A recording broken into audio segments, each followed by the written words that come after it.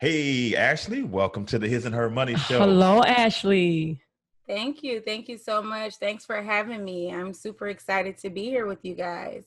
We Yes. are excited to have you here, man, because you have an incredible story of Incredible. becoming a real estate investor that we know for a fact a lot of Hmm. people will be able to see themselves in you Yes. and hopefully try to follow in your footsteps. And Hmm. so we're super excited to have you come and share your story and your advice with our audience today. But some people are being introduced to you for the very first time right here and right now. So for those that are tuning in, can you say hello and let them know what you are all about? Okay, well, what I do is basically I buy single family properties in Detroit and I typically pay cash for them and use them as buy and hold rentals. So it's not only single family, it is definitely growing. But right now, that's in the beginning, that's how it started off with single family property. Yeah, I'm super excited to really dig deep into your own personal story. Tell everyone a little bit about your story prior to getting into real estate and why did you get into real estate? Okay, great. So just growing up, I was just a regular person. I lived very poorly, I would say. So I wouldn't know that I was poor because my childhood was great. My family was great, but we just didn't have a lot of entrepreneurs in our family. We didn't have anybody that was invested in real estate and things like that. So I had a typical childhood. We were poorer than most. So basically, using how I grew up, without having much, I didn't want to do that or bring that along to my kids. I definitely did not want to continue on that route. I wanted to definitely make sure that my name and my legacy, continue to grow and change. Basically, don't go through the same things that we already went through, that I went through as a kid. Sorry about that. So I just really started off with watching like HGTV. I really love the transformation of things. So I knew that I really was interested in doing that, but I also wanted to not work for anybody, kind of work for myself because I wanted to be there for my kids. I didn't want to have to leave and work 10 or 12 hours a day. I wanted to actually be there for the kids and see them grow and stuff like that. So I knew I had to have passive income to kind of offset a lot of so I don't have to work as much basically. All right, so a Yeah. lot of us watch HGTV and the stuff is amazing, right? You see somebody start off with this shack looking place and then 27 minutes later is the big reveal, this pretty house with all these different renovations done. But then they show the numbers, right? They say, I bought this house for 110,000. I put another 100 in it, Yeah. but I'm going to sell it for $497,000. So it's like the entertainment value is there, but a lot of people can't see themselves with those types of numbers because of Hmm. their situation. So when you walked into your first deal, paint the picture of what your life looked like. Were you rolling in the dough? Were you some type of doctor with extra cash just sitting around and you decided, hey, I'm gonna put some of this into investing in real estate, and then you just started going from there? Let people know that you don't have to always have the HGTV bank account to create wealth. Yes, absolutely. And thank you. So, into my first journey, I was a waitress, and I was probably working about 30 to 35 hours a week because I typically only worked weekends because, again, I wanted to be there for the kids. So, all I knew is that I made about $22,000 a year. And that every year I got a tax return that because I had two kids at the time, it was going to be between $5,000 and $7,000. Like that's all I knew. So one day just driving down the street, I start seeing a whole bunch of for sale signs and I'm like, let me just call one, let me just call and see what happens. And when I called, the house was $6,300. And I'm like, oh, okay. Well, obviously I didn't have $6,000 laying around. I was 23 at the time, a single mother and a waitress. So I knew in January or February when I got my tax returns that I would have that amount. So, and this was actually around February when I first found the deal. So I called the real estate agent. I walked to see the property and I bought the house for $6,300. And that was based on the money from my tax returns. Wow. This is one of the reasons why I love your story. Talk about your process. If I can remember correctly, you had an idea to at least get, I think, 10 $10,000 homes or something like that? Or talk about that process. And if each one can make you 100,000, you'll be a millionaire by a certain age. Like, I love that part about your story. Right. So me being 23 years old, not knowing, and again, guys, I did not know anything about real estate. And it's not only that I didn't know much, what I really need to speak to is that I didn't have anybody that was doing that. So a lot of people, and a lot of young females like myself, if you don't have people that's doing that around you, it kind of, it kind of get brushed off. But if you decide to go into that arena, it's like you're really by yourself, because who could you go to if nobody is doing this? And back then we wasn't, Instagram, YouTube, and all that stuff wasn't as popular. So my plan was to, all I thought is I needed to buy 10 properties. I had 7 years before I was 30. So I had read an article that being a millionaire at 30 was like the biggest thing to do. It wasn't a common thing. Like that was a good achievement. So I said, I can be a millionaire by 30. So all I have to do is just buy 10 houses, hold on to them. And when the market recovers, because this was around 2009, and if each of them are worth $100,000, then I'll be a millionaire. So then I can sell those properties, cash out all the money, and take the $1 million and move to California, and life would be great. But that was just to show you how much I did not know. But the plan was I had 7 years. So the goal was to buy one property a year, because I knew I was going to get my tax return, but also save. So save the rents that are coming in from each property, and then save any extra money that I had that I would normally be paying in rent. Just put that aside to the savings account and just buy one door a year. So that's how it all started. And that's where I was laser focused on until about 7 doors. Once I got 7 doors, and again, guys, my journey was free and clear. So I didn't have a lender. I didn't have a bank account. I mean, a bank that I can get a small loan from, a home equity loan. I didn't have like credit cards or lines of credit. It was strictly just paying for them cash, even if it took 3 or 4 months. Get the house renovated, just sheerly saving and grinding, basically. Even doing some of the stuff ourselves. Me and my kids would like change locks and blinds and stuff like that. So that's how it was. And then once I got 7 deals, I really started making a ton of more cash flow. And then I was able to buy a couple more deals. So last year around April, for my 30th birthday, I didn't meet my goal of being a millionaire, but I did meet my goals. I had 10 doors like a month before my 30th birthday.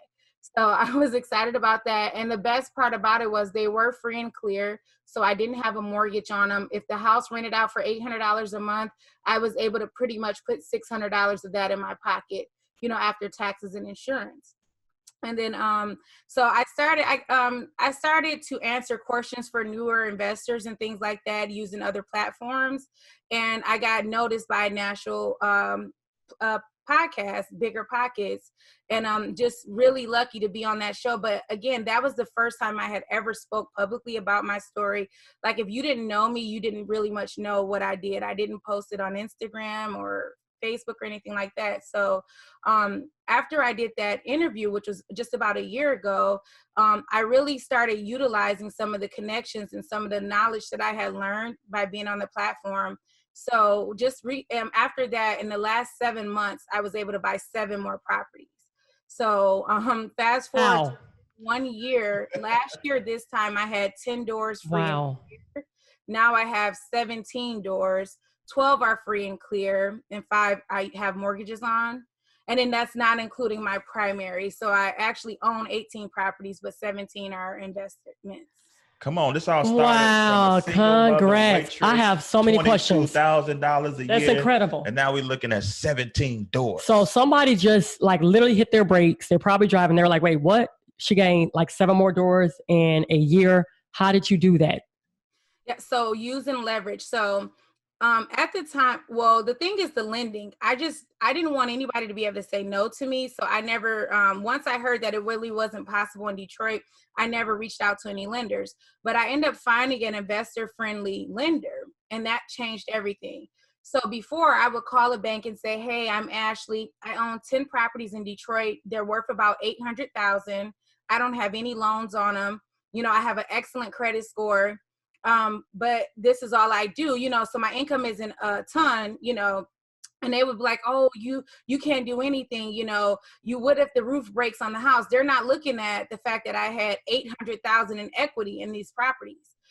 So fast forward, talking to a investor friendly lender from the same bank, he was able to just get in there and he did me 4 cash out refis. So basically, since you own the property free and clear, whatever equity you have in the property, you can take it out and place a mortgage on the house. So I did that with my 4 properties. And then I actually did 5 of them before with that one lender, and used that capital to buy the other doors within the last 7 months. Wow. And you kind of answered this. My next question was, why did you take the approach of owning your homes outright in the beginning? Was it simply due because you felt like nobody would give you a loan, or did you go in with the mindset that that's how you want to build at first? Yeah, no, it was out of sheer necessity because while Detroit it's a great rental market, but at that time, if you could purchase a house for $6,000, $7,000, it would be hard to get a lender to value the property or for their property to appraise at 20 or 30,000. So in the beginning, it was sheer necessity. Banks were not really lending in Detroit, and that's just what it was. So again, I didn't know what free and clear mean. I didn't even know it was a name for free and clear. I just thought, well, I can't get financing from anybody, so I just have to do it this way. But I will say that even though it's not extremely possible for a lot of people to do free and clear, it was just because the entry point was so low in Detroit. But I'm really glad that I did that because like now with, everything going on with Corona and stuff like that, I'm not really worried because I don't have massive mortgages.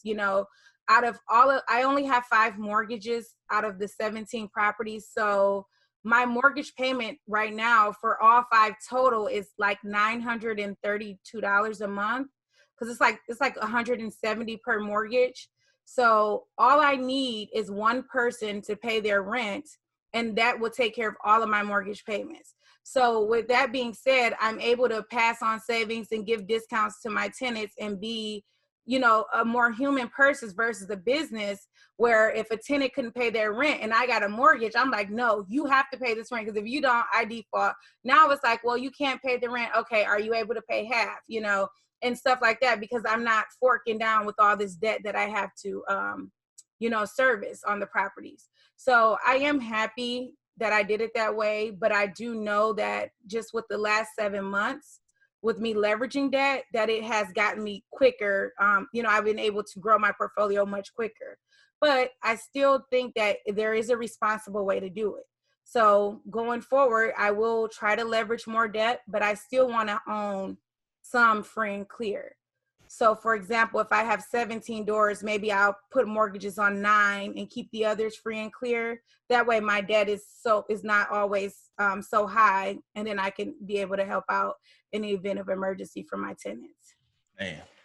Love it. So let's zoom in. Let's zoom in a little bit. Break down the numbers on deal number 1 and then the latest deal that you did, because you've been in the game for a minute, and Detroit was kind of at the bottom when you got in, but I know a lot of people ran to Detroit. The owner of the Cavs bought half of Detroit, so I'm sure the prices aren't as they were back then. So kind of give us a picture. I bought the property for this, I had to rehab for this much, and my rent is this much, to give people kind of a zoomed in view of a deal. So the crazy thing about it is, back in 2009 when I started till today, rents still are pretty much the same, maybe a little more they are raising. But even back in 2010, I was getting $800 a month, even though I only paid $10,000 for the house. So, or even $2,000 for the house. So the rent market has stayed the same. So that's great. But the first deal I lived in it myself. So I probably would go to the second deal because that was the first one I rented out. So the second deal, I paid $7,000 for it. It took me about 8,000 worth of renovations, because these properties were so nice. Like, they didn't really need a ton, just like some paint, a couple other fixtures. So about 7,000 purchase price, about 8,000 renovations. So I was all into the property about 15,000, and it rented out for $800 a month. Yeah. So, and fast forward to today, I'm paying about $25 or $25,000, sorry, per property. We're putting about 10 to 15,000 in renovation, and that's strictly because of me just trying to set the bar high, doing over the top renovations, but about 10 to 15. So you would all be all in about 40,000. And then again, the properties would probably rent out from, mine are mostly 950 because I go over the top, but I would say between 850 and $1,000. So for a property current market value, the one that you said, for example, that you're all in at 40, what would it appraise for after you got done? Right. So that's the thing about Detroit, where a lot of people think like, oh, you just went in and put granite and stuff. So my appraisals, and because I own multiple properties in the same neighborhood, they're coming at about 60,000. Mm-hmm. So even though, I put granite countertops or whatever the case may be, it doesn't really matter. It still has to be able to support the neighborhood. So even at 60,000, that's still $20,000 in equity automatically, and obviously there are some deals, like I just did a deal last month where I got $50,000 in equity, instantly. So there is other situations, but on average, the best play for Detroit would be to, if you could buy it cash and fix it up and get someone in there and then refinance, and then you could pull all of your money out and then kind of repeat the situation. That would be the best thing, because that way you get to take advantage of that $20,000 in equity, and you can use that and kind of continue to keep going with essentially $140,000. It's like a rinse and repeat process. Yes, I love it. So talk about, what's your process now? Do you intend to hold on to all of these properties, or are you going to like start offloading some? Like, what's your process now? What's your plan? Right. So my plan is long-term generational wealth. I want my last name in Detroit. I always say that to be like coincided with each other. So I don't feel like there's no stopping, in sight. Regardless, I definitely don't want to sell a property. So just really quick, utilizing a cash out refi example. So for example, say today I bought a house for 25,000, like I just said. I put in 15,000 and I'm all into the house $40,000. Now that's my cash out of my bank account, right? So in order to refinance, I just have to hold the property for 6 months. So I hold the property for 6 months, get a loan, and then I will be able to take out maybe $50,000. So I'm all in 40, so I'll get an extra 10. So all I had to do was wait 6 months to get all my money back plus an extra 10. Now, but I still control the property. I still get the cash flow. My cash flow may have dropped about 150 for the mortgage, but I still get the cash flow. Now, if I was to flip that property, say the same exact situation, I'm all into it, $40,000. We decide to flip it to a homeowner or something. It takes 30 days to close. And mind you, the clock is still ticking during the renovation and all that stuff. So say after 60 days, I'm ready to sell the property and I get $50,000 for it.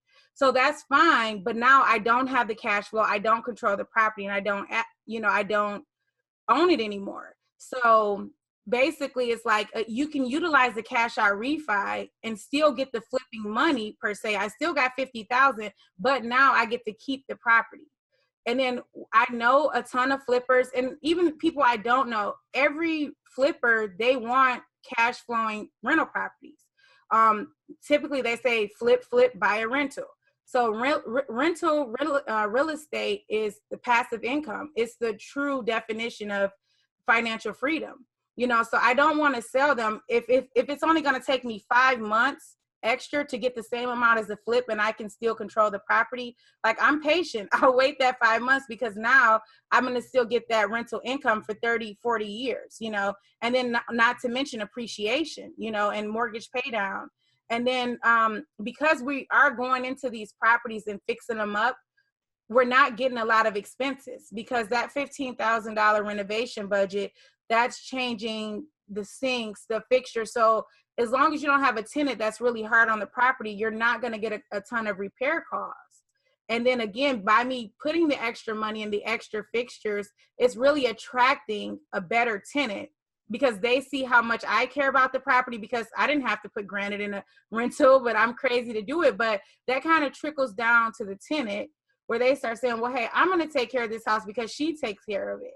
But then again, also my rents are so high, like for example, $950, that's considered high in Detroit, that I'm going to weed out a lot of the unpaying or the bad tenants. I'm probably going to get somebody that work at one of the big 3 factories, 4, because we have a lot of factories here, or an Amazon employee or a healthcare worker. So, because the rent is more higher.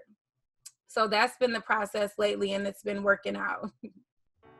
Everyone knows why life insurance is important, but many of us choose to ignore the reality of what would happen if we were to die suddenly without proper protection.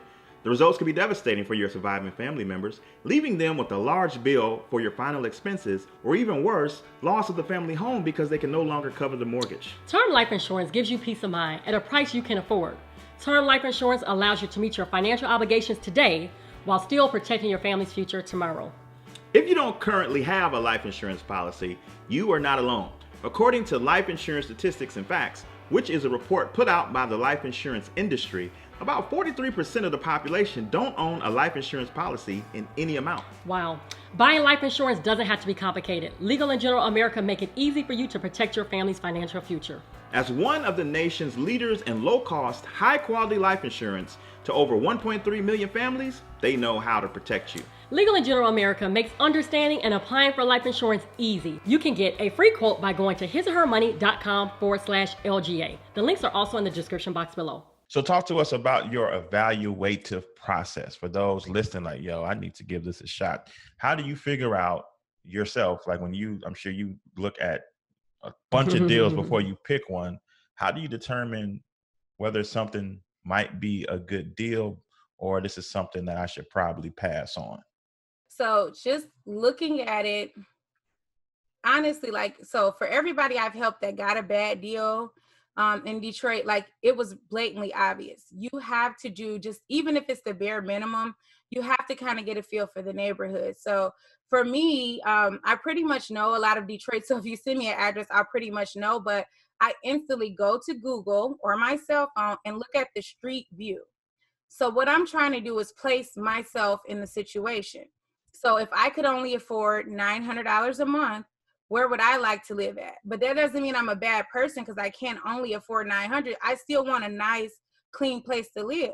So when I look at a property, I'm looking to make sure there's no vacant, burnt out, boarded up properties directly next to it. Because it's typically 3 bedrooms in Detroit. So that's going to be a family, a mother, husband, and kids, or maybe a single mother or a single father. So if she's have to get up at 6 o'clock in the morning to take her kids out, she's not going to want to have to worry with somebody hiding in the vacant house next door. So that's the biggest issue: location. I can change anything about a property, but if the neighborhood isn't going to be safe, where I would feel comfortable, then it's really like a no-brainer, and then I get people call me, but Ashley, they dropped the price $5,000. It doesn't need any work. It doesn't matter. That location speaks, because we can fix the property again, but who's going to want to stay there? And so that's the most important thing, is the location. So that's typically what I do. And then I just make sure the numbers make sense. So, because a lot of people, we have auctions here, it's once a year, or even auction.com. And some people get so motivated by the auction or the competition, they don't even do deals that make sense, So for me, if I'm putting $40,000 on a property, I need to at least get $800 a month in rent, but I want for sure $9 or $950. And then another thing, I'm just making sure that it will have some kind of equity. So even if it doesn't, if I'm all in 40, even if it appraised for 50, that's fine. But I want to make sure that I can find at least 1 or 2 comps in the area that has sold for that 50. So if I want to pull the money out, I'll be safe, But that's pretty much it, because I really can change anything about a house. It's just the neighborhood I can't change. Yeah. That's a good point. Talk about maybe the negative side of real estate that you've experienced, or the cons, because you've had a very successful story, but were there any setbacks or obstacles that you had to overcome during this journey? Yeah, I mean, it is, and then again, and not trying to brag, I'm a problem solver, so I'm a fixer. So if there was a situation, I never looked at it as a problem. I just took care of it.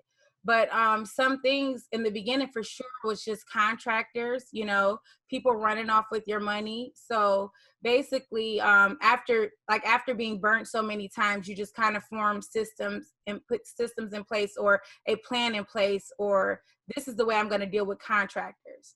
Another thing in Detroit here, and it's not all over, but most of the time, if you have a vacant property, someone's going to go and take out the furnace and the hot water tank.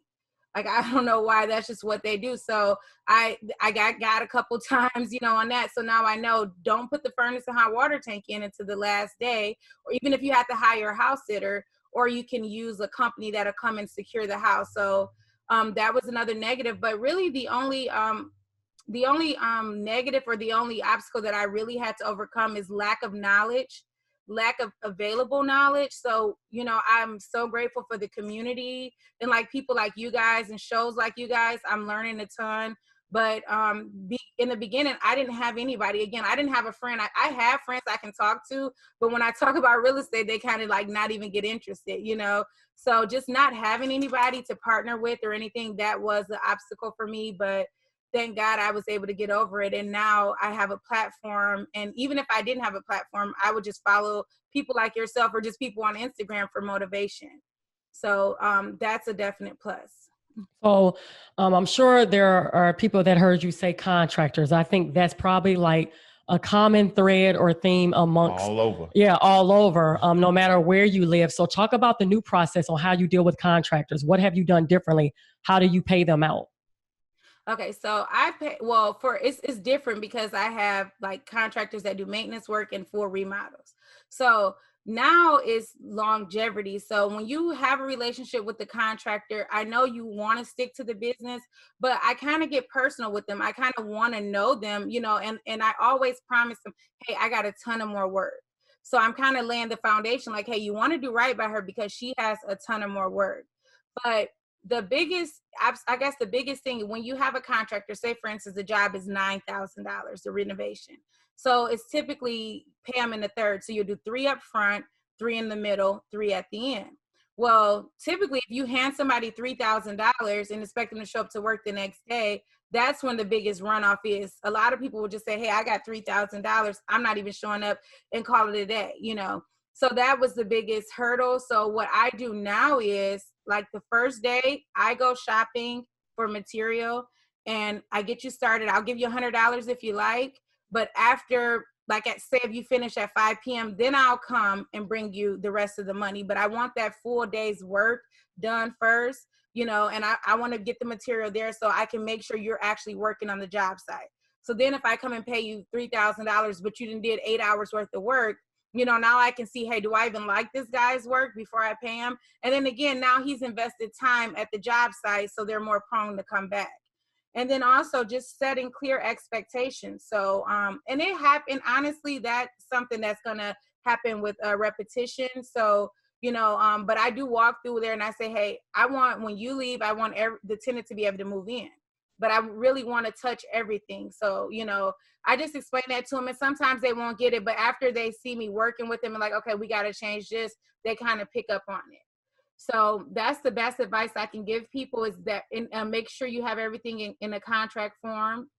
And again, these people are human. So you have to, it's kind of like a chase in Detroit, because it's so many contractors and it's so many available jobs. There's so much revitalization in Detroit. Like, they could get 10 jobs a day if they wanted to. So there's not like there are, I guess it's a contractor's market. So you know how you have a buyer's market or a seller market? Right now it's the contractor's market, so they can be more choosy, and then they could potentially run off a ton and don't miss any sleep, because they can just get another job the next day. So like, for example, like if one of my contractors come to me and say, oh, I have a flat tire, or for example, one of my contractors, his son was in college during COVID and they shipped everybody home. So he needed some funds to get him home, and our job wasn't finished for about 3 or 4 days. But I could have said, hey, no, our contract says I don't pay you for 3 or 4 days, but at that time, he's human, you know, if he runs off, shame on him, but I'll give him a couple $100 to go get, you know, get his son home or whatever the case may be. And because I do that, I do get a lot of love in return for as like discounted prices and things like that. And I have a lot of people that are willing to work for me because they know, even though it's business, I still come from a place of, you know, being considerate, and I know you're a human being. Love it. So then how do you go about your evaluation process as far as tenants, making sure that you get the right tenant into your properties? And do they know that you're the landlord? I'm sorry, dear. And then do they also know that you're the landlord, or do you have a management company take care of that? Okay, so I am a property management company myself, so I do all my own management. I do not share with the tenants that I'm the manager. That I'm the owner. I just tell them that I'm the manager, you know, but sometimes they'll find out or they know, but I just act like I'm the manager. But the craziest thing about it is when it comes to screening tenants, it's not even done on the application or at the showing. My tenant selection is already being screened with the work of the property, the property itself, the rent amount, and the quality renovations.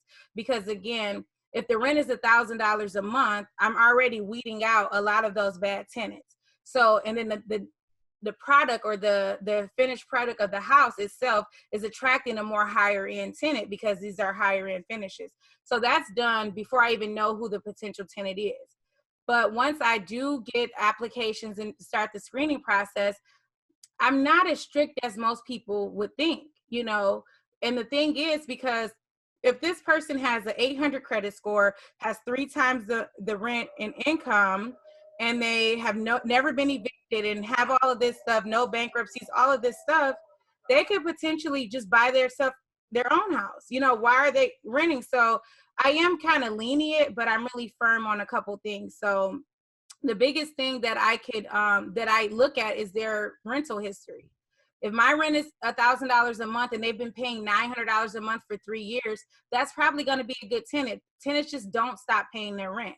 You know, looking at eviction records, that's a really good thing, because if you've been evicted once, 9 times out of 10, it'll probably happen again. Making sure the income is there, you know, and I do a little other stuff sometimes, like check out their social media, kind of see if I can see the background, just to kind of see how they're keeping up their house, or maybe drive past their house, you know, and things like that. But for the most part, I've been really successful by just doing what I've been doing, and I haven't had a ton of turnarounds. Wow. All right. Speak to that person who is where you were, brand new, didn't have a bunch of role models around them that are investors or entrepreneurs, but they heard your story like, man, I really want to try this. What do they need to keep in mind as they try to follow in your footsteps and try to get into the real estate investing game? Basically, I lived my life, and when it all started was actually from a quote. So right now I have 3 quotes, and I feel like that's the best way to be successful. So the first quote was, live how most people won't or don't, so you can live how most people can't. And I'm sorry, I kind of messed it up. So it's take a few years of your life living how most people won't, so you can live the rest of your life living how most people don't. And what that means is, like, when I bought my first house, it was a downgrade. My rental that I was renting was better than my primary. Like, I had different color wall colors, wallpaper, the works. But I knew that basically I was just living below my means, living how most people wouldn't, so I can enjoy to live how most people don't at a later time. So that's the biggest, like, when I talk to people on the phone, the biggest thing is that they don't want to move forward because they're paying, or they can't move forward because they're paying so much in their primary residence, you know, their mortgage expenses and stuff like that. So you may have to downgrade, or if you can do it for 1 or 2 years, buckling down, it's going to really benefit you in the long run. So if you're getting started, you may have to live below your means, cut out the Netflix. You don't need the best iPhone out just yet. If you do that for 2 years, go 2 years without that iPhone. Now you can get the iPhone 20, but you can also buy a real estate in 2 years because you've able to save so much money. So that's the first quote. And then my second quote is, be fearful when others are greedy, and be greedy when others are fearful. And again, that boiled down to Detroit. everybody was running away from Detroit. Everybody was scared of Detroit. People are still scared of Detroit. So while y'all are being fearful, or other people are being fearful, that's an opportunity for you to go in and get great deals and make great connections, because you're probably one of the only people that's still active. And then when other people are greedy, like, and I don't want to say like stock market investing or something like that, you get a hot stock and everybody jump to it and then it plummets down. You want to be cautious when people are being greedy. So that's another quote that I live by, and that's been really helpful for me. So, and then also, if you can only afford, or if you're starting out like me, even if you live in California, you have to go where you can afford it. If there's houses selling in Detroit or Cleveland or Chicago for $8,000, then that's where you might have to do to get what you can only afford what you only can afford. And then the last thing, the last quote that I use is prepare for the worst, but hope for the best. So when I get into a deal or any situation, I always want to prepare for the worst. So I'm looking at what's the worst that can happen. When I buy a house, I can buy the house and get in there and it has foundation issues, termites or anything like that. What's the worst? So I want to already have a plan for that, like, okay, well, if this happens, then I'll do this. So I'm already prepared for the worst, but I'm still waking up every day hoping for the best, knowing that this is going to be the best property. I ain't going to have to get into that box and get in my contingency plan, but I'm still prepared. That way you're never taken off guard for something. So you're never having an unexpected expense or an unexpected problem that you didn't already expect. So that would be the biggest things that I can tell someone. And then also they can reach out to me, because I offer, coaching calls and other inspiration. Awesome. I have one more question. I don't know if you have. I got 17 okay. more, but I'll limit it. How has your life changed from when you bought your first property to now? I know you've increased the number of properties that you hold, but how has your life physically changed? Okay, so I'm a millionaire finally, that's a good thing. But honestly, just having the freedom to do what I'm passionate about. But other than that, I really haven't changed yet. I'm still, like, obviously my house is better than it was, but I'm still living. I got a rental property that costs more than my house right now, so I still don't, I'm still kind of living like most people won't, because, I'm planning on like a big retirement. I'll be retired at 33, and I'll still be active in the real estate, but I'll be completely like, I can take a nap for 3 days if I wanted to, and I will forever hold the rentals. I want to definitely increase it. But as far as my personal life, like, I have not changed. I still don't wear a ton of designer, I don't have the best phone out, and I'm still in that nesting phase. So just have a lot more free time to do what I want to do and passionate about, which is helping people that's just starting out. I don't know what it is. I just identify so much with people that are just starting, because I can remember just like it was yesterday, even though it was almost 11 years ago, but I just remember not knowing, not knowing anything. So I can kind of put myself back into that space and kind of coach them through that. So because I have all this real estate and all this passive income, I am able to invest in creating more content and trying to help more people out. But I still don't have a Louis bag yet. So I still haven't changed yet. Hopefully soon.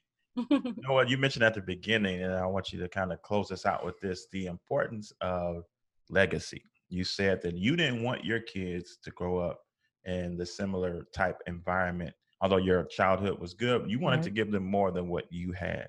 And you use real estate investing to create that new environment. So talk to the importance of having a legacy mindset when endeavoring on a career in real estate investing. So first, I just want to say that, like, us as minorities, there's not a ton of information out there. But also, typically, I don't know if you guys heard this say, but when some people die, they leave a will. When some other folks die, they leave a bill.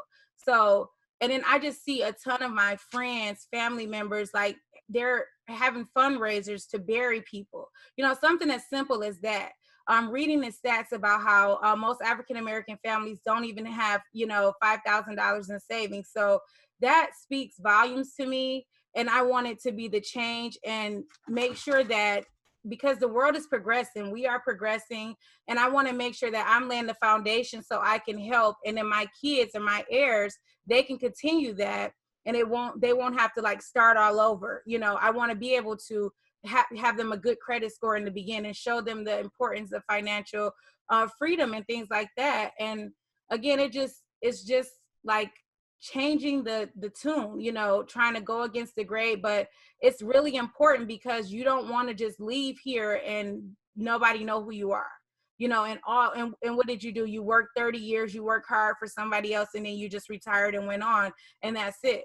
You know, you want to make sure that your time here was spent valuable and you kind of left a footprint, and then hope that you lay the foundation for your heirs so that they can benefit from that, but also continue it. I definitely think Rockefeller, like just reading into that story, like how many generations that he was able to support. So that's kind of where the goal is for me. Like, I don't want it just for my kids. My kids, they're pretty much set. I just got to get their mindset. But as far as their credit scores, they got bank accounts, everything now. I already told them how to house hack. So they're there. But what about their kids? And what about their kids' kids when I'm not here? So that's really important to me. And I feel like that should be important to everybody, because you have to step outside of the box. It's not all about you, you know, make an imprint and make a footprint on the world, and make sure you lay the foundation where it can continue. And I definitely think we'll be in a even better place than we are now. Man, that was amazing. That makes Amazing. sense. Well said. That was a good question. I don't think I've ever been asked that. Oh, that was I really had good. to come up with it. You did well. That So was let really everybody know, because I know they're ready to holler at you now. Let everybody know where they to can find you. you. Thank you. I am at Detroit_investor on Instagram and Facebook.